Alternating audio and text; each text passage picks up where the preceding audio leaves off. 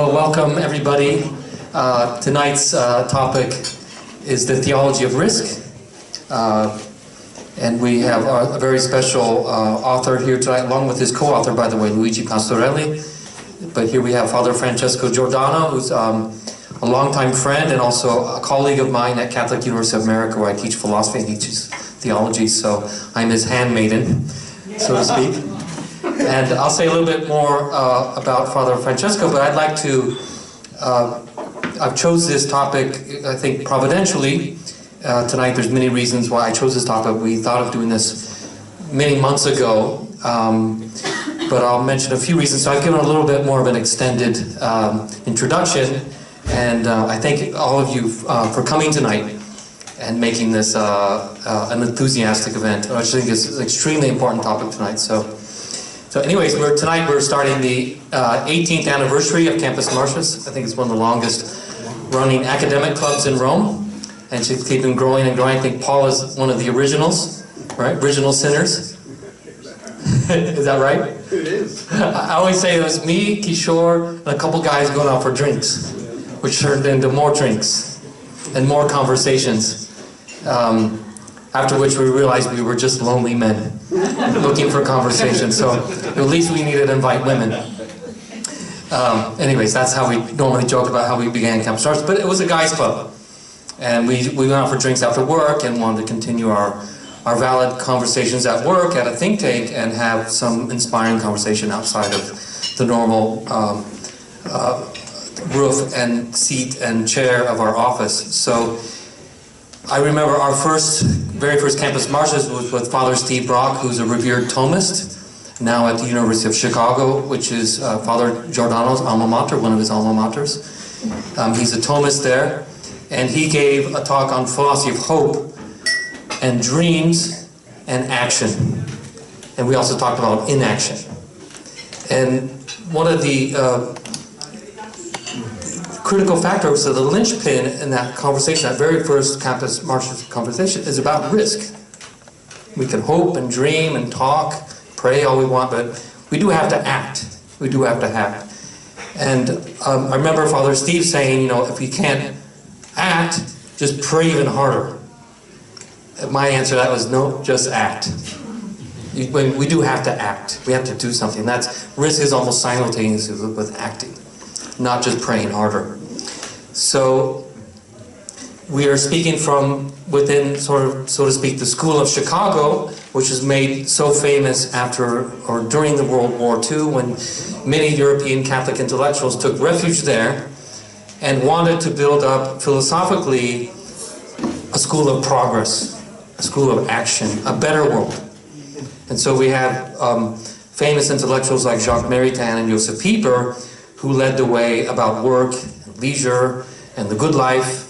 And of course, they dreamed of building a much better world of light and hope and action during a very, very dark time and horror, which was World War II. So tonight's theme, I think, is rather providential, first of all, because of the Holy Father's life, which is in great danger at this moment, and there is a great deal of darkness before us. His life is at risk, to be sure, and he too must make some critical medical decisions over the next couple hours that may cost his life. He may increase antibiotics, may decrease antibiotics, take less oxygen, less oxygen. Those are little risks. And we know it may compromise his health, or he may gain a little improvement, but for compromised health in the near future.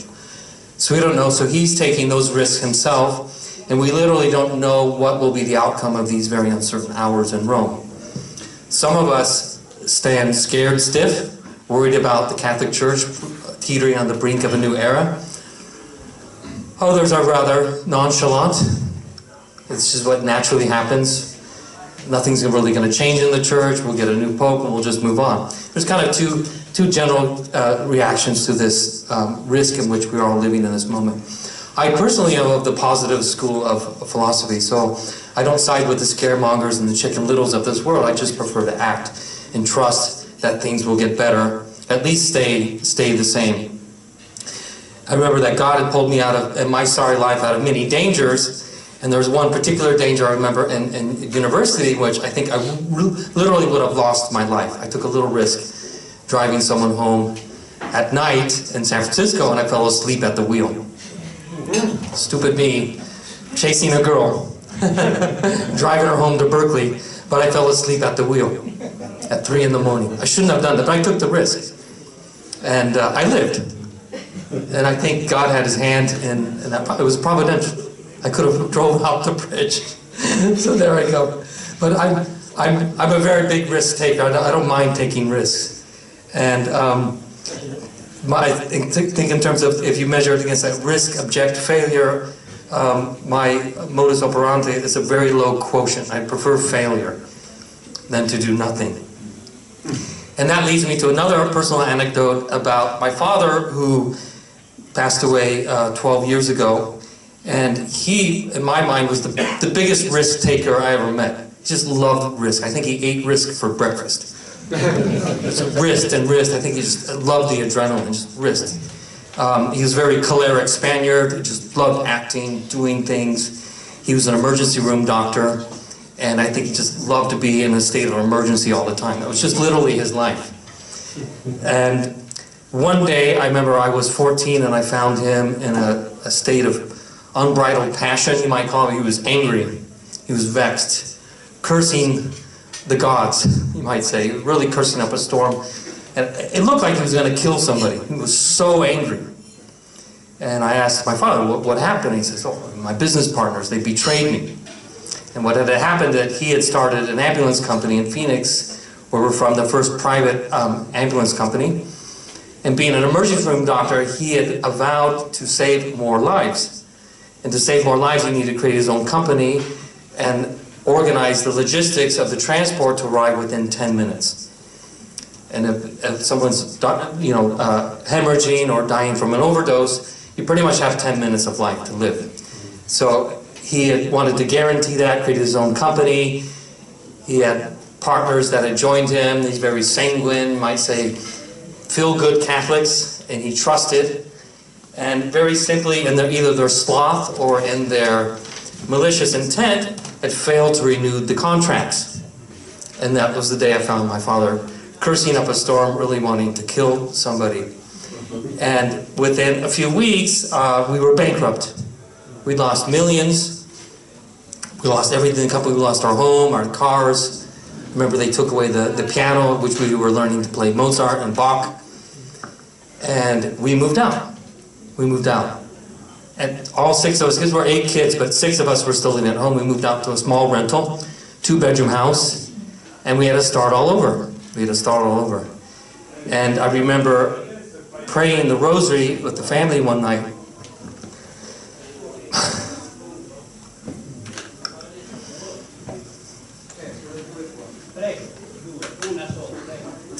It's a true story.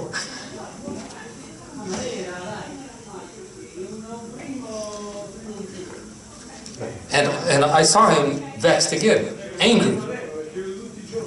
He was twirling around the rosary like a lasso, like a cowboy. I said, "What are you doing?" He says, he says, "I got to go on a hunt again."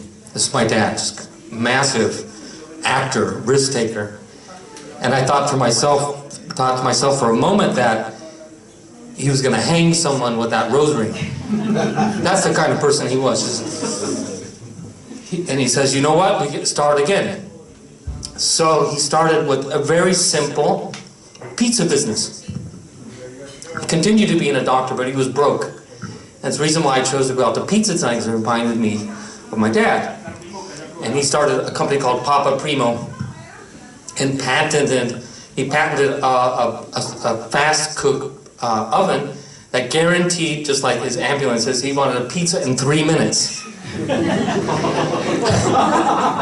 I suppose if you're going to die, you want your pizza within 3 minutes. But you see these all over the market now, the Italian market, these Ferrari fast-bake ovens.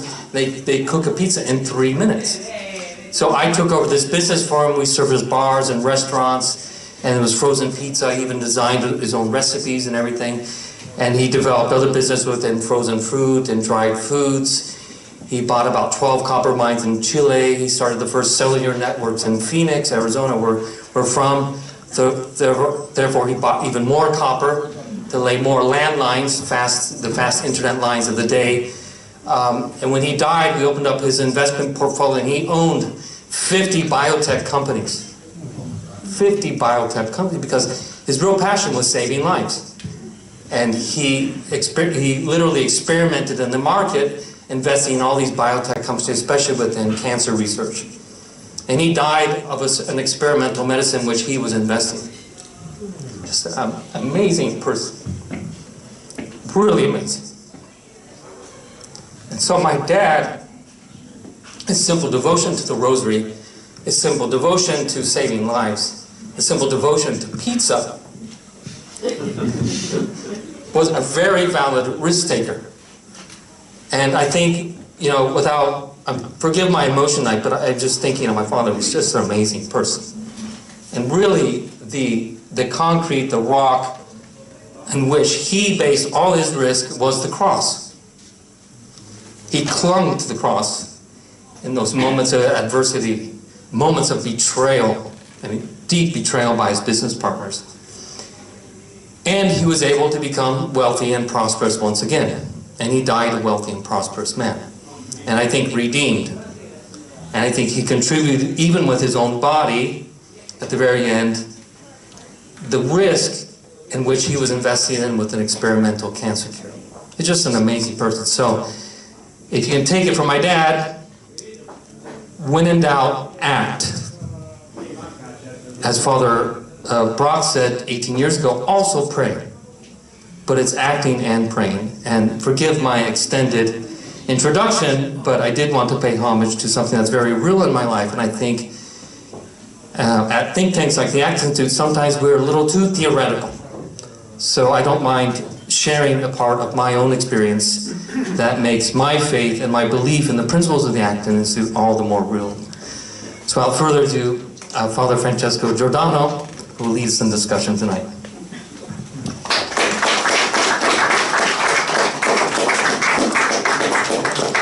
Thank you very much, Michael. Actually, you have helped me begin my talk on another, I had written this down actually. A couple of weeks ago I was giving a lecture on the distinction between Patrilinear Society and Matrilinear Society in Christopher Dawson. And the distinction that Christopher Dawson raises on patrilinear and matrilinear is that the patrilinear, and the reason why I'm thinking about patrilinear is because you talked about your father. A society that's founded on the father is a society that's a pastoral society, and that is a risk-taking society. Whereas a matrilinear society is an agricultural society. Fewer risks, you know, more calculated, careful. And it's interesting, this distinction, I thought. It shows that you know, if you think about a patrilinear society would be a pastoral society like one guided by Abraham or by Job. And Abraham and Job had lots and lots of cattle and animals, and they invested more and more in the cattle and animals. And it wasn't just about their little territory, they invested more territory, just like your father. If they had been living in Phoenix, they'd be also investing in pizza. And, but you sense this risk-taking dimension of a patrilinear society. And how does this relate to the topic at hand? A few years ago, Cardinal Berg contacted me saying that he wanted to introduce me to Professor Luigi Pastorelli, who's here with us tonight, and wanted us to work on a topic of risk and theology. And I thought, what's this new project? And I went to meet with the Cardinal and the Professor. And immediately I got enthusiastic about it because I thought this is exactly what faith is about. This is exactly what we're all living. It's about taking risks. Faith, by definition, is a substance of things hoped for, evidence of things unseen. substance of things hoped for, evidence of things unseen. So in the very definition of Hebrews 11:1, you have hope. We're living the year of hope this year. Hope. Faith makes you look forward to things. Things you don't quite see, but you intuit. So I was thinking about this, and I was reflecting on Kierkegaard and his book on Abraham, essentially. On Abraham and his Abraham's risk with Isaac. So here we have Abraham. He's just recently gotten rid of Hagar because his wife Sarah doesn't want. He got rid of their son Ishmael, sent him away. And he hasn't had any other children with Sarah except for Isaac. This whole long story, right? Fear and Trembling is the book by Kierkegaard. So there's this whole long story behind this, and his whole life with God, and all these intricacies. Sarah, Hagar, Ishmael. Now Isaac finally comes from this sterile woman. And what does God ask? Sacrifice him. And Abraham is not a man of, not a man who doesn't take risks. He's exactly what Christopher Dawson talks about. He is the head of a Patrilinear Society. And he goes with great difficulty to do what God asks him to do. This is where I part with Kierkegaard. Kierkegaard says that this is a big, deep, dark, big jump into a deep, dark abyss. And I thought about this years ago, and I thought, no, this doesn't make any sense. There's a calculated risk involved. There's an intuition involved. It's not, Abraham hasn't just met God the other day. Yesterday. I just met him yesterday, and he's telling me to kill my kid. No, he's known God his whole life. He's been dealing with God his whole life. He knows who he's dealing with. And it's like faith in general, faith, if you don't have a sense of trust, for instance, a natural virtue of trust, how can you have faith? I remember a young lady when I was at Vanderbilt. I was an RA, and this young lady, she was a very good girl, came to me. She said to me, Father, not Father, I was not a father yet. I'm sorry, everyone else calls me Father now, but anyway, Francesco, I have trouble saying the Our Father. I said, what do you mean you have trouble saying the Our Father? Yes, I have trouble saying the Our Father because my father beat me up. My father betrayed me. My father left my family. My father left us. What was I supposed to say, I have trouble seeing God as a father. And this made me reflect a lot. Obviously, I had a few things to share with her, and I tried to tell her, you have to, there are other father figures, etc. But this made me think. The way we understand God. If you don't have natural virtue, the natural virtue of trust, how are you going to make the leap of faith in the supernatural virtue? You won't. You need to have some natural virtue. You need to have some of that dimension there, which I think Abraham had, Job had. You have to be realistic. You have to be grounded somehow. So, anyway, I think that risk is fundamental to faith in general, but it's also very applicable to what we're talking about in active institutes, in terms of business risk, in terms of economics. It's part and parcel to the subject. This is why I contacted Michael about this. So I began this book, and I really, more than a book, this small book, it's becoming more of a project of a discipline that I want to get involved and create some sort of a discipline. I guess I'm risking something here too. Because teaching at Catholic University of America, there's the business school at the Catholic University of America. And I was talking to Father Gall one evening over dinner, and he said, we have to treat souls, we have to treat people, businesses, like we treat souls. He was linking the natural and the supernatural. It just made sense to me. Linking the two. We can't separate these dimensions. The life of faith has to act in every dimension of life. And so we have to be involved in the business world. We can't say no to the business world. We have to be involved.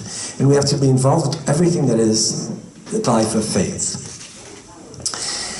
I was reading, before beginning this book, I was reading an article that Professor Pastorelli wrote in the Insurance Review, because Professor Pastorelli is not a theologian.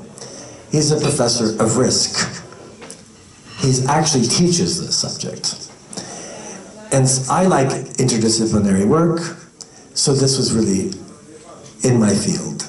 At the University of Chicago, you learn interdisciplinary work all the time. And so I read some of his articles, and in one of them, in the Insurance Review, he talks about Islamic juridical principles. Interesting. The first, riba, the second, garar, and the third, maizir. What's interesting about what Professor Pastorelli is doing is that he shows the link between religion and every other discipline, which is again very much part of what I teach when I teach Christopher Dawson.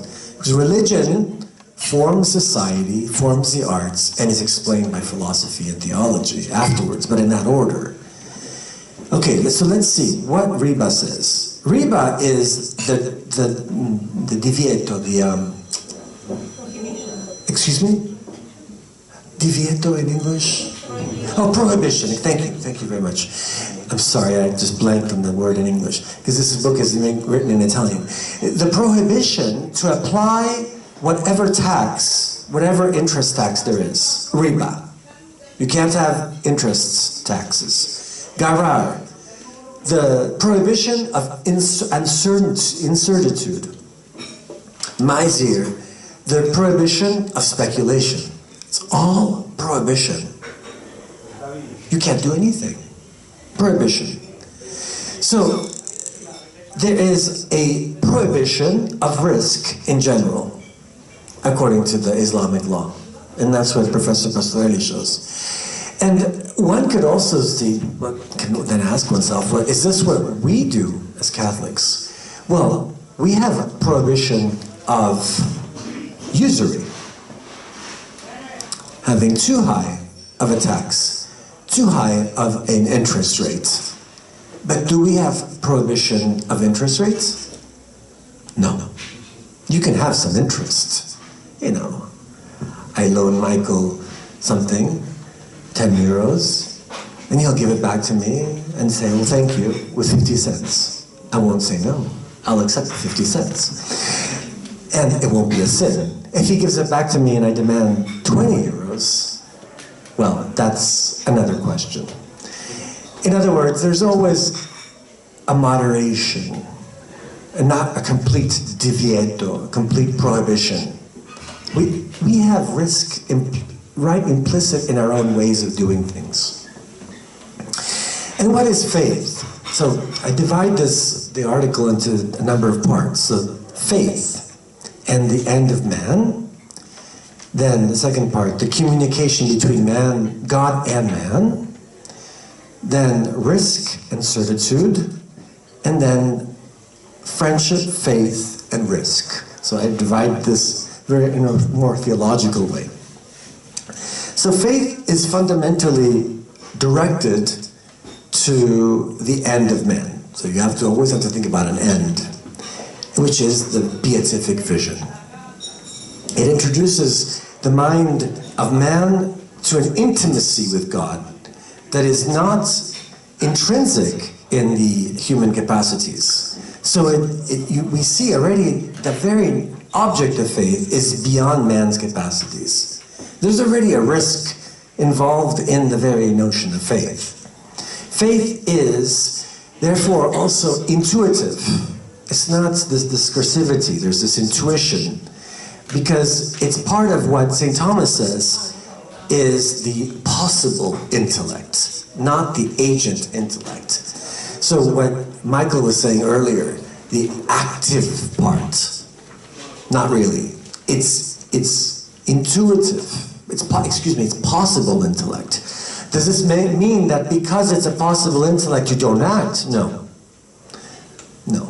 You have a possible intellect from which then you act. But you have to form that intellect well first.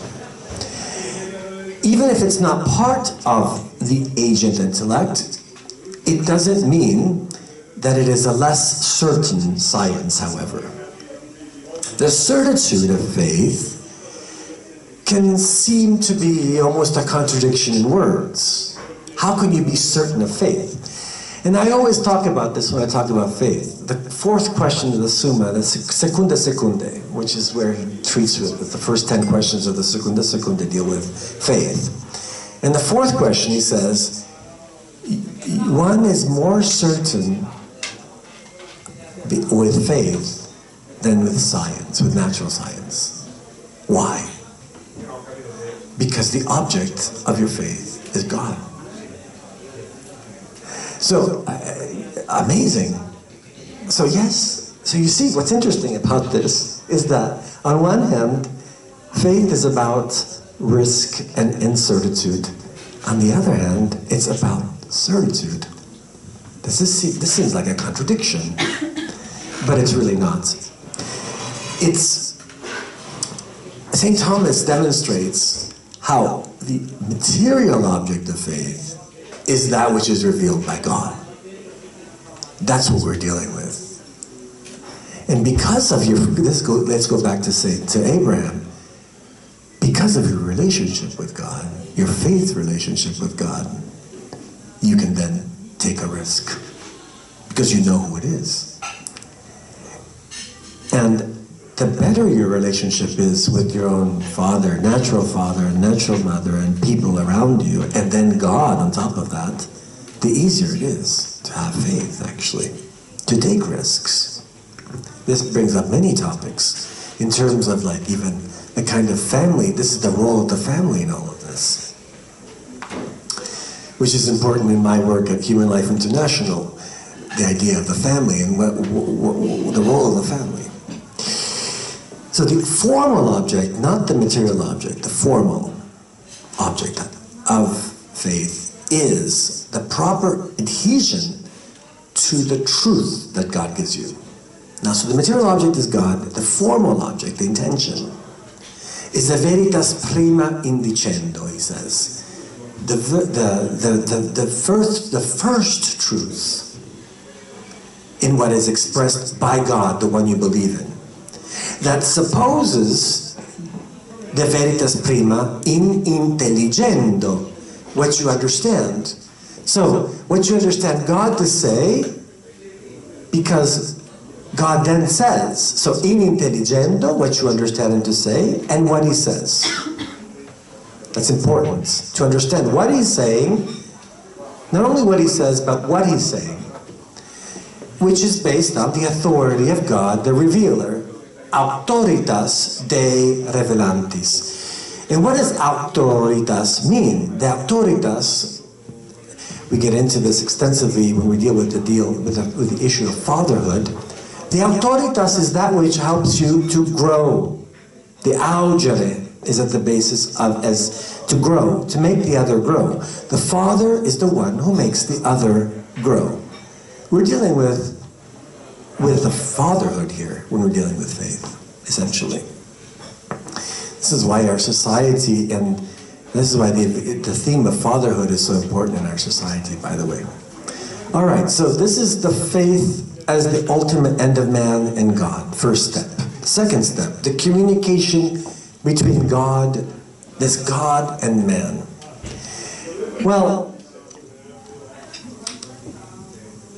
we know that formally that what is revealed, what is God tells us, what God is more perfect.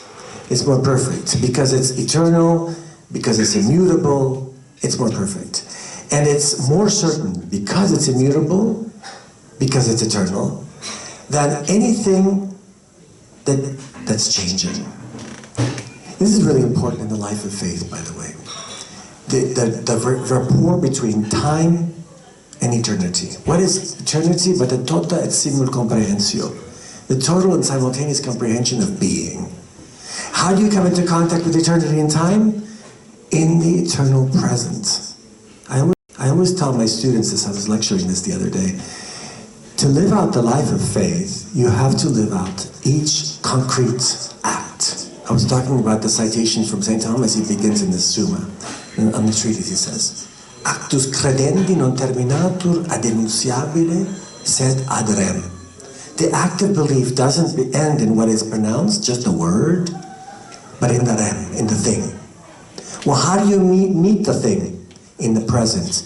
And I bring this up because we live, too many of us live the sorrows of our past or the fears of the future without living the present. And we have to be reminded of this. The saints tell us, St. Francis of Sales, lots of saints tell us this. Live in the present completely. Why? Because that's where you encounter the eternity of God. Act, as Michael was saying. Act now. Not tomorrow, not yesterday. And use what you know from the past and what you hope for the future to act now. That's the important thing.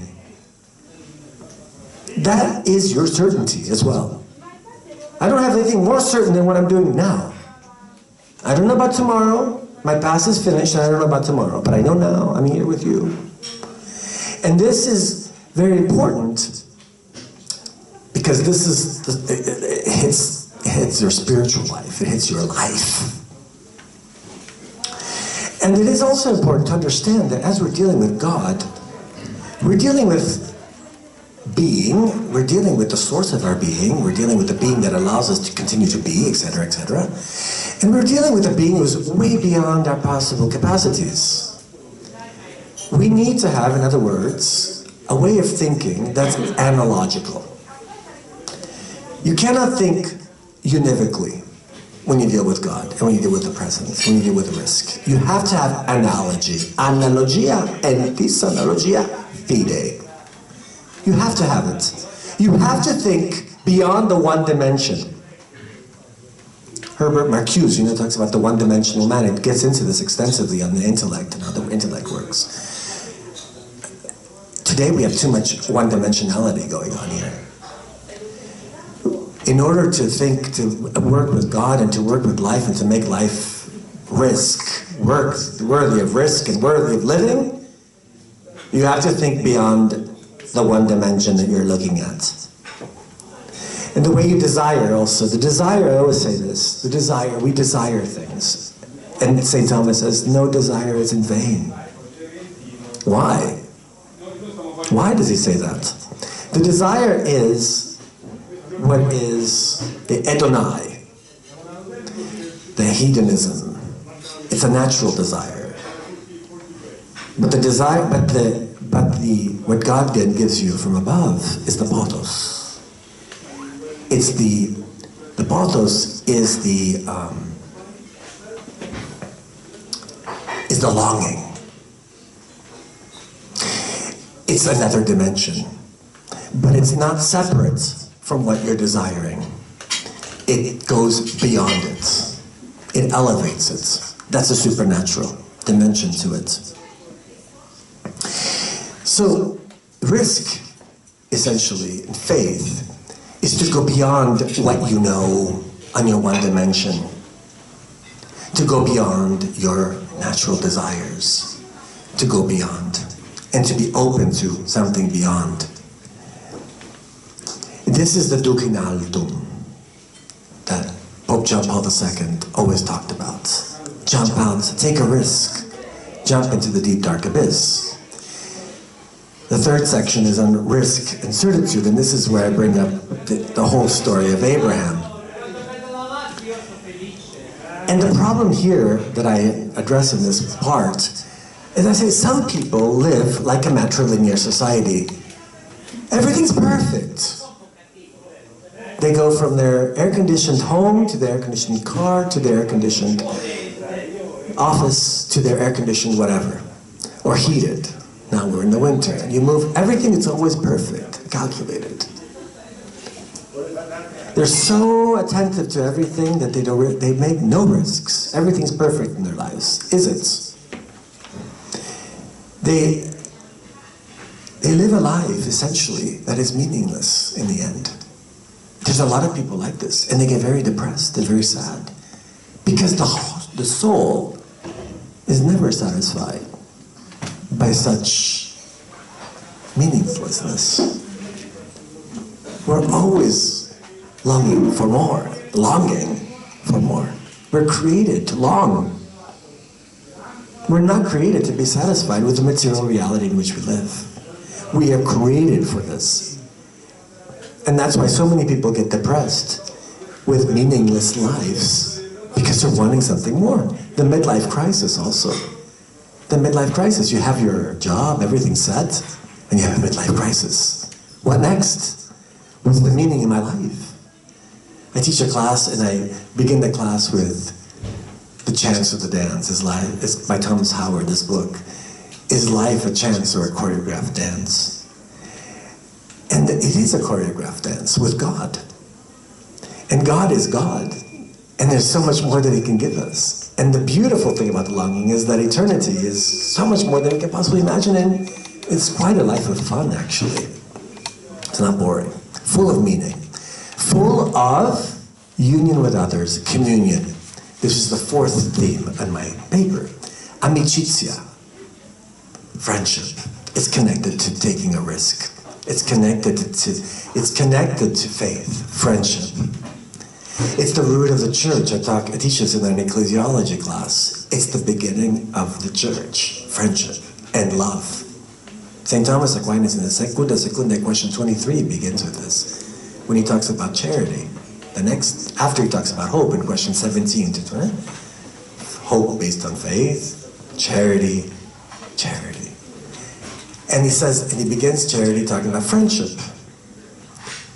And friendship, he talks about three things: benevolence, wanting the good of the other, reciprocity, and the common life. And what's more common in the church? So the church itself is a life of faith. It's a life of friendship, it's a life of love, it's a life of risk. Because any time that you have love, you're going to have risk. You get married, you take risks. You get ordained to a priesthood, you take a risk. The Corridors, our patron saint, he tells us, if I had known what this were all about, I don't know if I'd wanted to do this. And some of us priests chat sometimes and we think, what have we gotten ourselves involved with? But it's lovely, nonetheless. It's the church, with all her good and bad and all the elements of the incarnation. Christ took a risk. We were talking about this earlier. The kenosis. He got his hands dirty with us. The incarnation. The caritas and the caro. The flesh and the charity. It's the same. It's very related.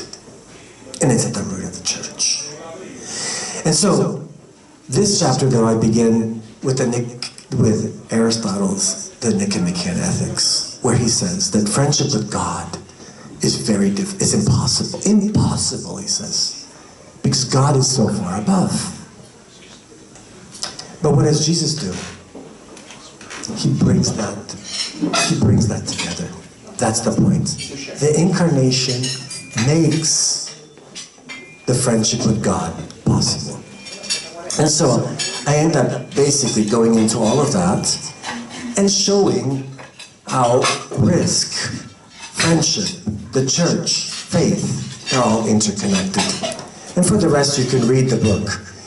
But, because I think I've taught too much, buy the book, read the book, take a risk, and yeah, because I think that's 20 minutes, no? Do you want me to say a few more? I can conclude, okay, good. I just started seeing the pizzas coming, so I thought that I was like supposed to stop talking. So, you know, Saint Paul says, we walk in faith and not in sight. It is a calculated risk. It is a calculated risk. It's not any risk. It's not a deep, dark risk, like Kierkegaard would say, but it's a calculated risk. A calculated risk between people who know each other and take risks, some risks, but not enormous risks. Intelligent risks. It's about intelligence.